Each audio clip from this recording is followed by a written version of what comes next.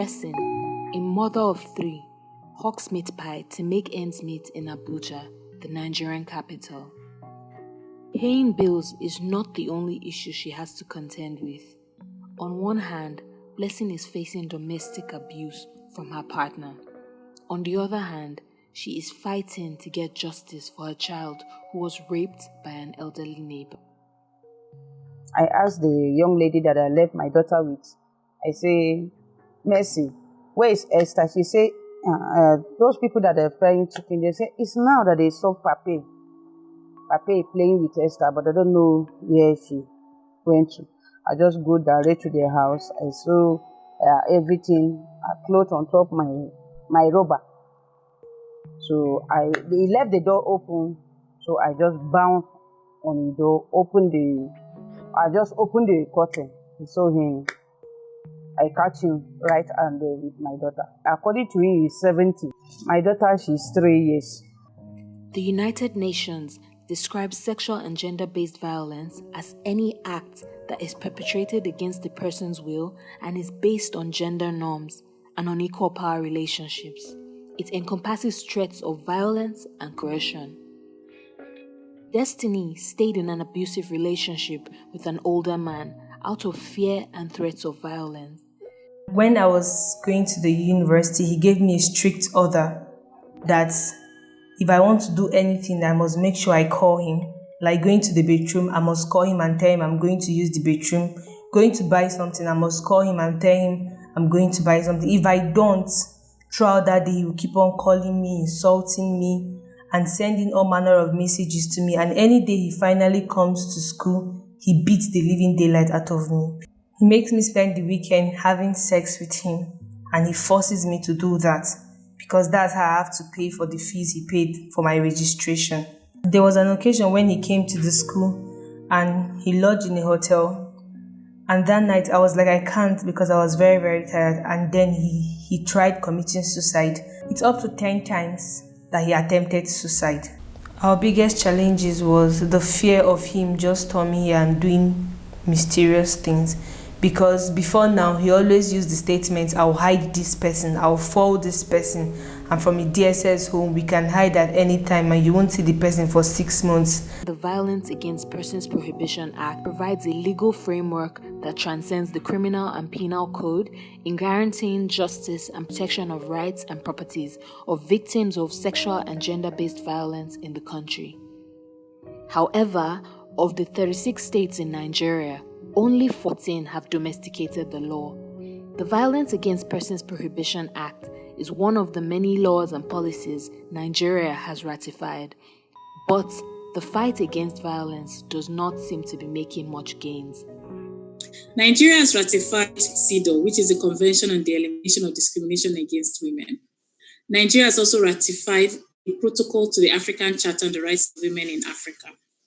Both instruments provide a framework to guide Nigeria in terms of implementing its international obligations to protect women's human rights.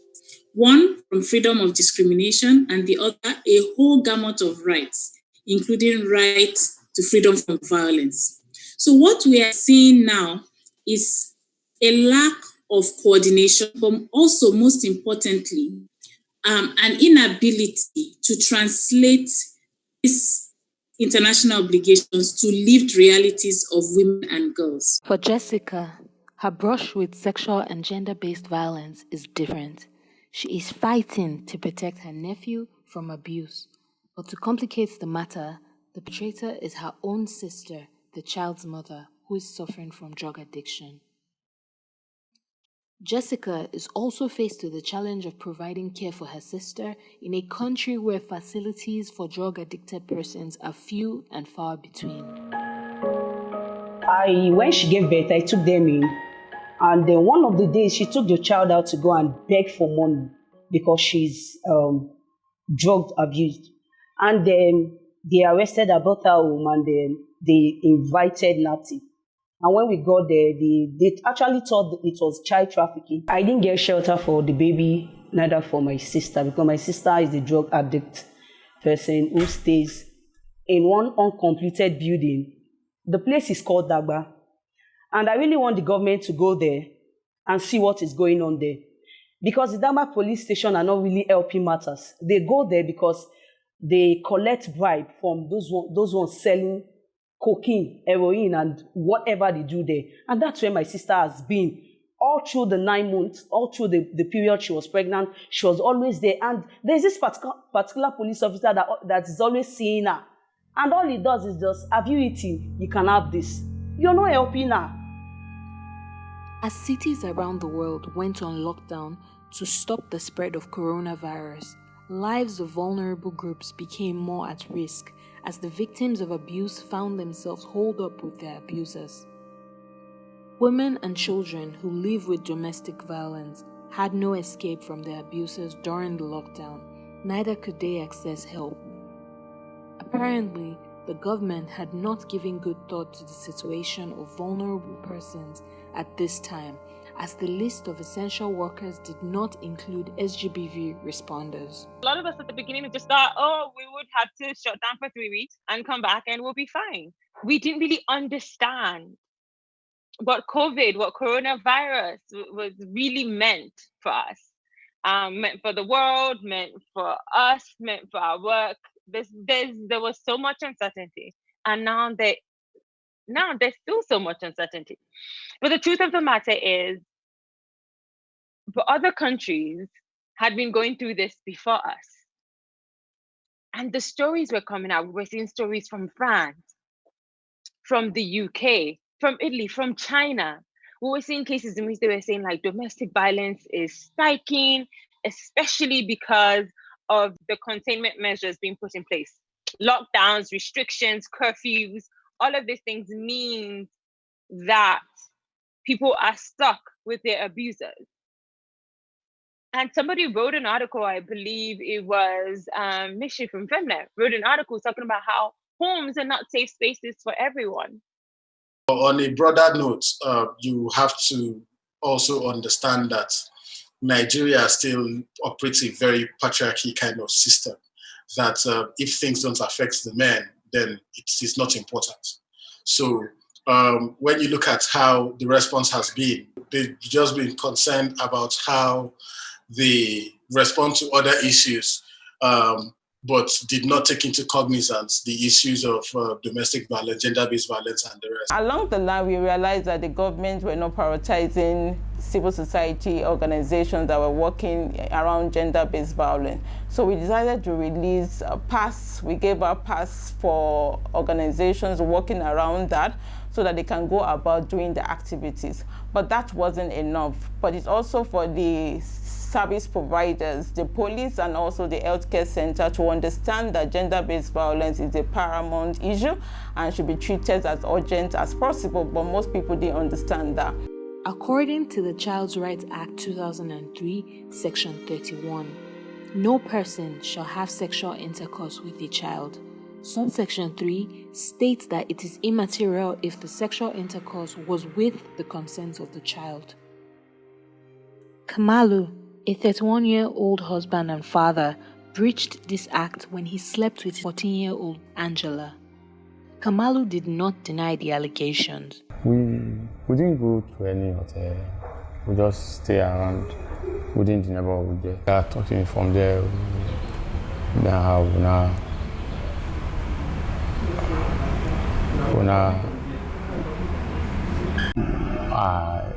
now make love. The lockdown posed a challenge when Angela's guardian tried to get her medical attention and documentary evidence that might prove crucial in seeking for justice. Besides you and your husband, there's a young man that stays in your house, right? She now said yes. And I said, is he your brother or your husband's brother? She now said her husband's brother. Then Angela now told me that it's not the brother, it is the woman's husband. At that point in time, I almost went into shock. So when the woman heard, the woman lost her mind, rushed into the room, called her husband. She said he should come and hear what this girl is saying. So Angela repeated herself, and at that point in time, the man went, you could just see that he knew. You could not deny it, it was obvious. And the wife started slapping him. We all entered the car, and then we started looking for a hospital. Now at this time it was about 2/8, so it was almost lockdown time. So we went to the first hospital. There was no doctor on ground. We now went to Adonai Hospital. Then we met a doctor there. So he said, well, he will advise I go to a general hospital. We got to the road and then we got to check-in point. That's where the main security checkpoint was. So when we got there, of course there were a lot of cars that were stranded there. So I had to come down from the car, and then I went and met a female security personnel. She said, where is the person? I showed her the young girl in the back. How old is she? I said, she's 14. She now said, okay, we need to go and see her boss. Do you have any pass? Do we have anything? I said, yes. He now said, okay, we need to go to my superior. So now I had to go to another superior. That one was busy with people. We now had to stand there and wait for like 25 minutes before he was able to attend to us.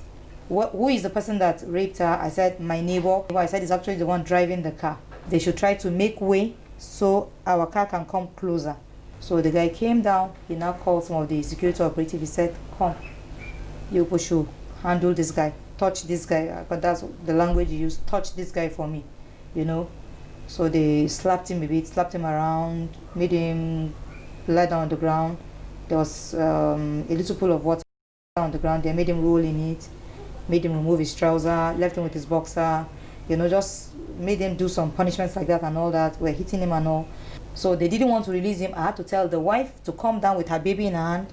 I said, madam, calm down, come and beg these people. So we begged the security man, and eventually, after a while, I think we were there for like close to an hour.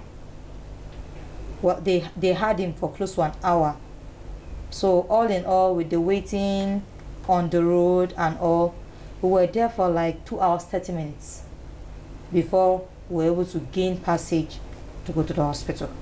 How did you start talking to him? He used to carry us inside his car to school, me and my friends. Okay. Then, what did he say? How did you start communicating with him? I used to greet him. Mm-hmm. In 2019, did he come close to you? Did he ever touch you in any way in 2019? Yes. What? Where? He was touching my leg and now kicking me in his tummy and now get out of the car. So what happened on Sunday? On Sunday, I was not feeling sleepy, so me and my sister was outside. The other one went to the market. Mm-hmm. Then she now went inside. Then that man now came. Mm-hmm. He said I should enter his car, and I enter inside his car. He now drove down.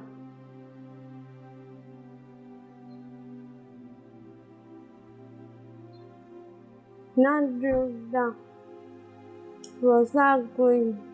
He now went and entered one corner. He now locked the doors of his car again. He now touched me.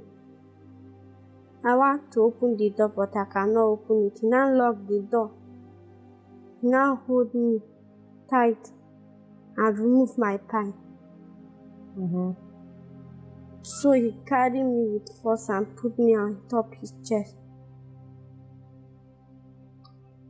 He pulled up his trouser too. For Ifoma, after enduring years of countless beatings, waking up in the pool of blood was her wake-up call. Fearing for her life, she went into hiding, leaving behind her 4 children and her abusive husband. Yeah, before COVID-19, there have been a lot of issues on ground, more especially my being homeless.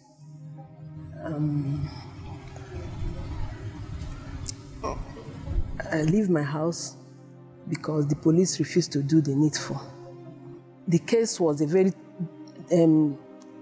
terrible case, which they know. It was a very, very terrible case. Everybody, even the police, it was the police that took me to the hospital because I couldn't go to the hospital myself because of how bad my situation was at that time. What happened was that I was attacked by him. He beats me like he usually do. Not the first time, not the second time. Even he have written an undertaking with the police. He was not going to do any of those things again. He violated it. The police didn't do anything about it. Not until that day. I gave them a distress call. They came and they met me in the pool of my blood and they took me to the hospital. My head was divided into two. He was stitched, he was dressed, and he disappeared. He was on the run for 2 months and 3 weeks, if I'm not mistaken. 2 months and 3 weeks before he was arrested on a gunpoint by the same police.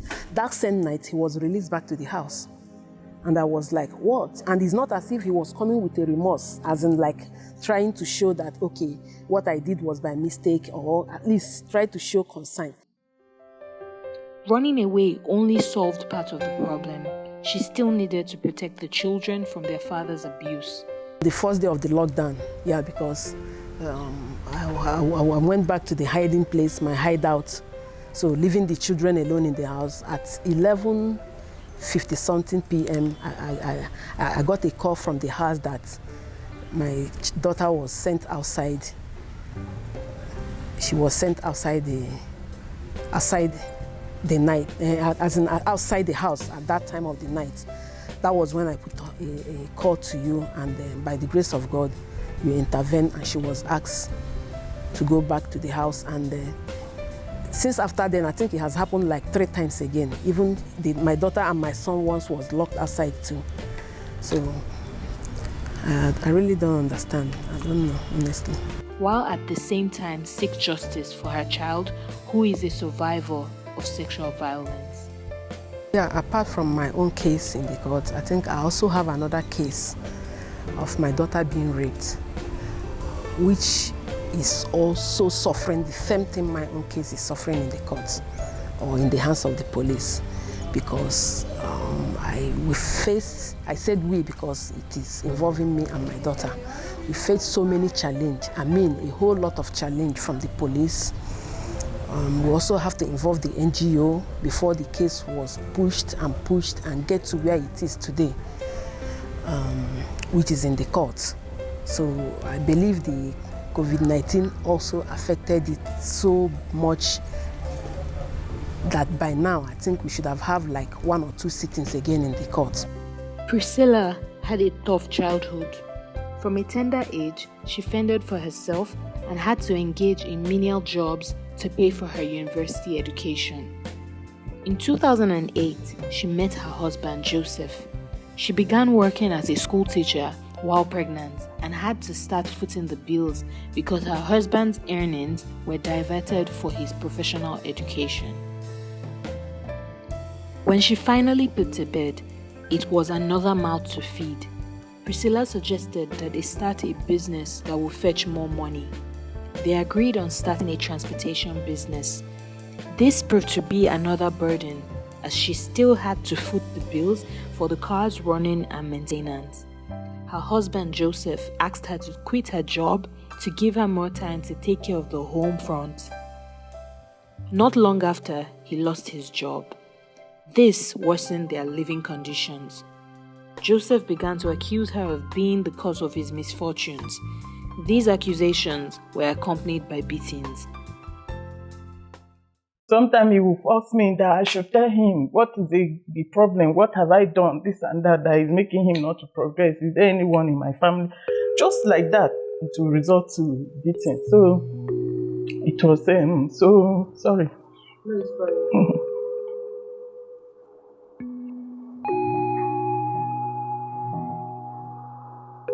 So it was becoming so severe.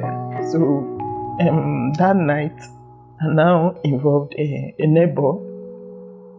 I called the neighbor in the night. The neighbor didn't. Okay. Sorry.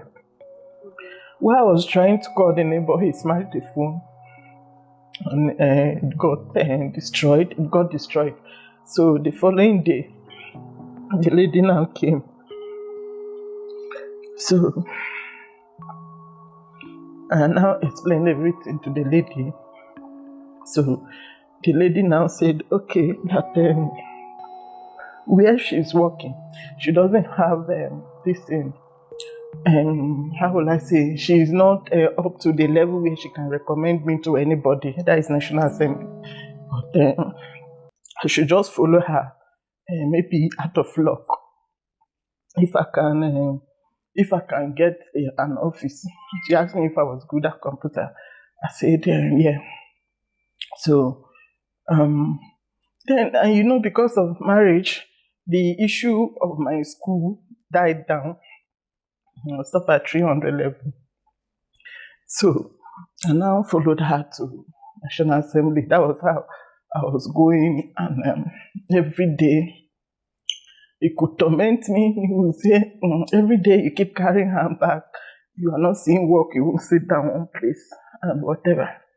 Until this fateful day, I now got a member to work with as a secretary.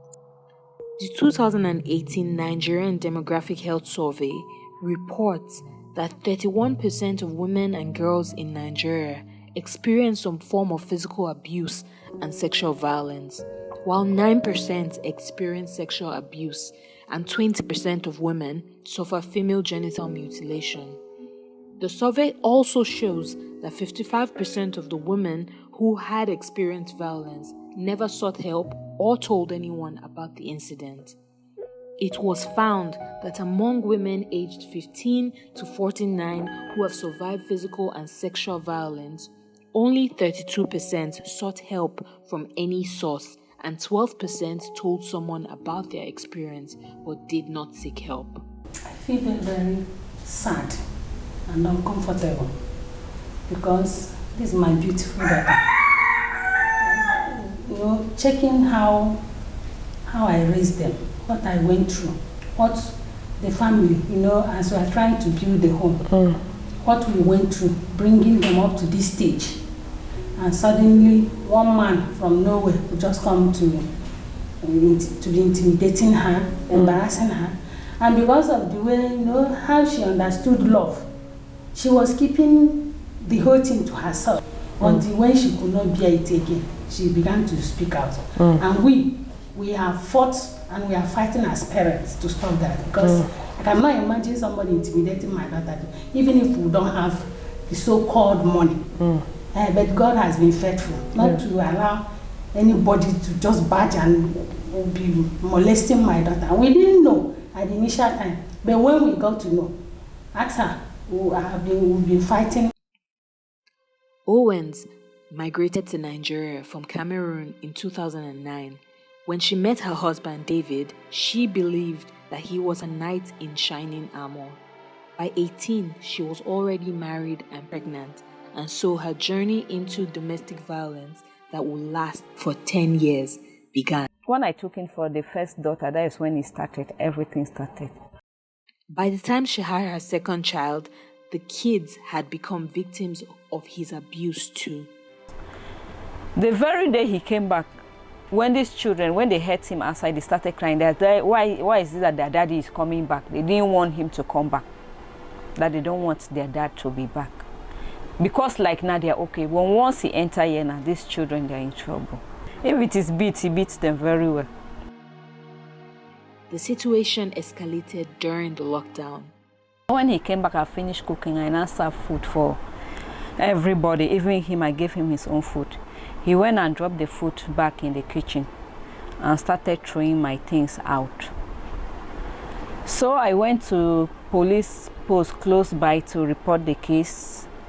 When I went there, because I've reported the case day before, when I went there, the people on duty were not the people I met before. So they now asked me to wait till the person that I met before is back. Before Naipuna came in the evening, I now called one of your colleagues. She now got in contact with you before Ipuna came in the evening. That is during that rain, and rescued me from his hand. Okay. When people came, people were under the rain. And me also I came to pick people under the rain. So when we came back, the door was locked.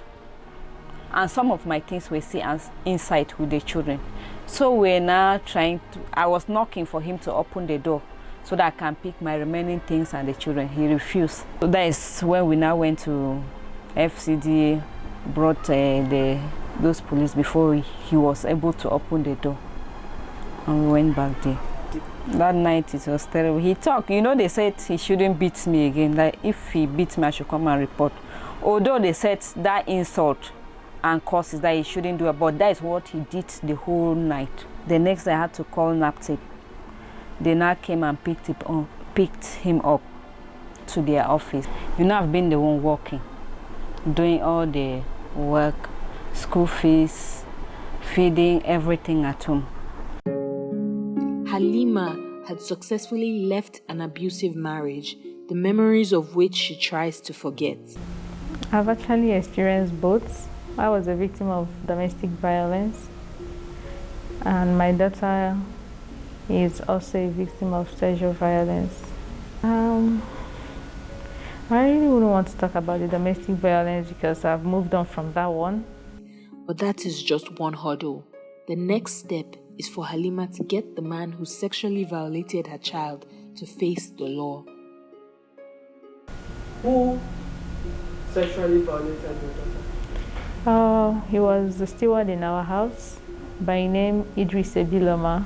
At the point when my daughter was sexually violated, I was married to her father. But I found out that I was alone in this, and I fought alone.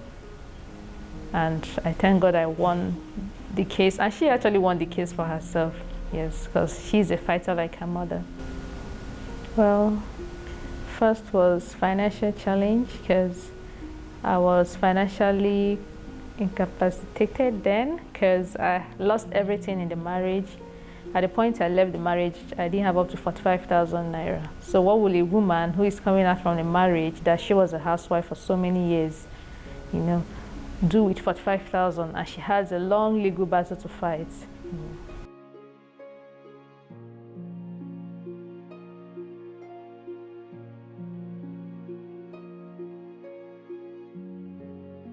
The boy was charged first at the magistrate court, because the IPO then was like, Shebi, madam, you just want to make me charge them to court, abi. Only for me to get to the court, and I saw he was charged for indecent act.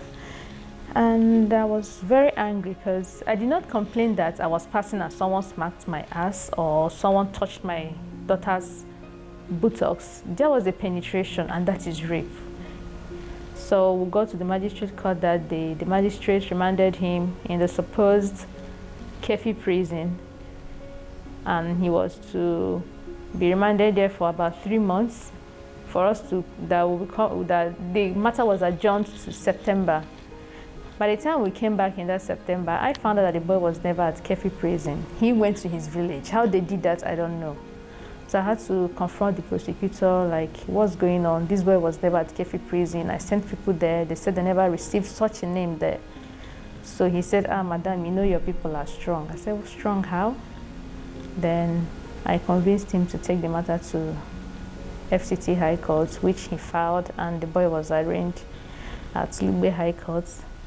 And I remember that day, I actually fought with some policemen who said they had order from the IG monitoring team to come and take the boy from court. Thank God for the judge who gave us fair hearing, and the boy was finally remanded at Kefi prison. The National Agency for the Prohibition of Trafficking in Persons is a law enforcement agency of the federal government of Nigeria, founded in 2003 to combat human trafficking and other similar human rights violations. In all of this, what is NAPTIP doing?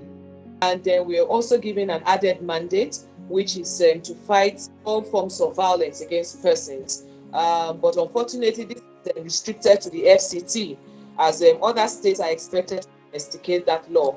So right now in the FCT, all cases of violence, which includes rape, battery, spousal abuse, and so on, are being responded to by NAPTIP. As soon as you're arrested for any sex offense, you appear in the register, but that is not open to everyone. That is only open for when you make an application Because, for example, you want to employ a staff, you need to know who you're employing. So for that reason, we can open it for you to access it. But for the public, the moment you are convicted, you're named in the sex offenders register for everyone to see. And we are trying to come up now with a new strategy, maybe weekly. We are going to name and shame all the sex offenders on the social media, newspapers, everywhere. Due to cultural beliefs and traditions, most cases of SGBV in the country are tolerated and condoned.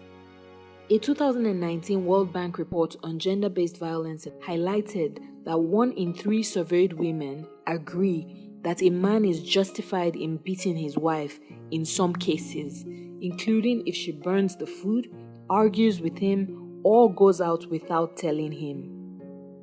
In some other cases, justice sector institutions such as the police and the judiciary lack the knowledge, understanding, or capacity to address cases of SGBV with a survivor-centered approach. 2018, that was November, I went to Human Rights Commission to complain.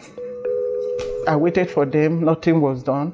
And then I went back again, early to 19, to complain again. I met some men. They were just asking me some questions. What are those things that you normally do that makes your husband beat you or do all these things to you? Don't you know that even by coming here, if your husband hear that you came and report him here, it will rather aggravate the problem. You know, men have ego, and so things like this, you can settle it. You won't necessarily you have to come to the public to. So with the way they were going, I know very well it's still going to be like before. So I went to FIDA that very day. I didn't give up. I went to FIDA. When they referred me to Ministry of Justice, yes. When I went there, that was when they now said they will help me. But still, it all boiled down to money. And I was telling them, I don't have anything. If only I had money. Right from the beginning, when it was even tense, when it happened, by now I won't be coming here. It would have been solved. But money has always been my problem. If I have 1,000 naira here now, that would have fed my children, and I'm busy transporting myself from one place to another. At the end, there is no result, and I still come back empty-handed. My children are crying for food. Then there is no sense in it. So money has always been my problem, that I can't get help, and that is how I've been stuck like this. It was found that the police often refuse to intervene in cases of intimate partner violence and often describe it as a domestic issue or a family matter. So yes, the police might be right in terms of saying that these are family issues. But the truth of the matter is, family issues, who says a family member cannot commit murder? Who says a family member cannot rape a family member? So the argument should always be that, okay, fine, all well and good that we agree that this is a family issue. However, but family members commit crimes against family members. And in fact, it's been proven over time that most of the sexual gender-based violence that you have are committed by people who know themselves. So at the end of the day, you cannot say that because you're my neighbor, right? Then if you do not provide that duty of care for me, the government shouldn't hold you liable or accountable for your violations. In defense of the police, a senior officer who does not want to be named because he is not authorized to speak for the force said that Nigerians cannot blame the police force for failing in the fight against SGBV, as it is not equipped to do so. It's easy to blame the Nigerian police, but is it equipped to fight gender-based violence? Does the police budget have special subheads to enable it do forensic investigations? Yes, there is now a gender unit, but are its officers given any special training in the psychology of handling such cases? He queried. Against all odds, civil society organizations such as the Dorothy Njemanze Foundation exist to bridge the gap, with a mission to end sexual and gender-based violence through direct support for survivors. The scariest thing for me being a responder to sexual and gender-based violence would be some days we're just moving blind. We don't know how much the fuel in the vehicle is going to carry us. We don't know where to get a vehicle to start from. We call law enforcement and say, hey, can you step in this way or transport us in so way, and we're asked for money and we don't have the money. Or is it responding to distress calls and whatever the time of the day, the kind of roads that you see are very bad, and the vehicle you have, you know, is not so good. You're just driven by human passion. And if something goes wrong, you're just so sure that law enforcement would ask you, what were you even doing there? DMF uses a community-based approach to provide responses to cases of SGBV. In response to the content that we put out, a lot of people are able to label their emotions and they reach out to us.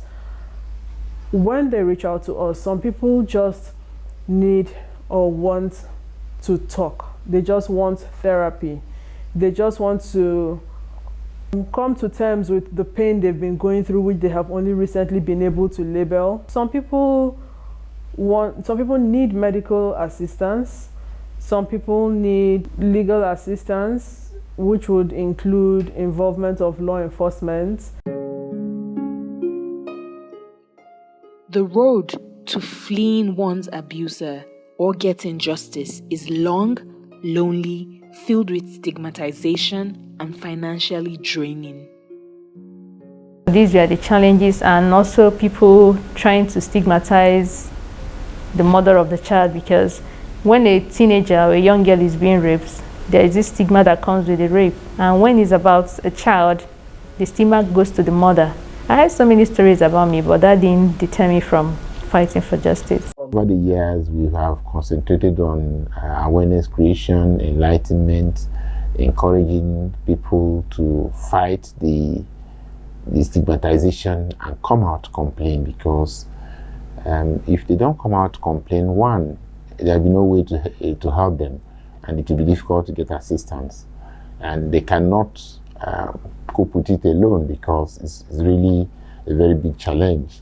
You know, even when you complain, the challenge is also enormous, not to talk of when you are dealing with it personally. For Halima, it has been several years of unrelenting battle for the violator of her child to pay for his acts, and it was justice at last. The rape happened on the 31st of August 2016, and I got the judgment on the 13th of May 2020.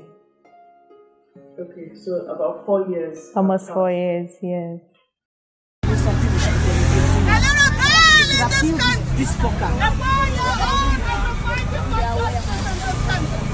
should all be ashamed of her. That up to today she has not gotten that justice. A little girl that should be protected was brutally. Hashtag justice for Chloe. At long last, Chloe, the little girl who Tonto Dike amongst other people came out to speak about the other time, has gotten justice, and it's right here in the High Court of the Federal Capital Territory, Apo Abuja. The law willing not to achieve this on Section 209 Evidence Act.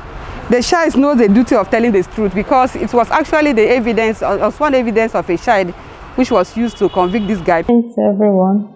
Changed my daughter psychologically. I'm still trying to get it right with her, but she still has the trauma. She can't stay in a room alone. She can't just go to the bedroom and have a shower without someone standing with her. She can't use the restroom without somebody standing right there with her, because she's scared it could happen to her again. So it's been a long time dealing with that with her, and she has this fear when she sees a man.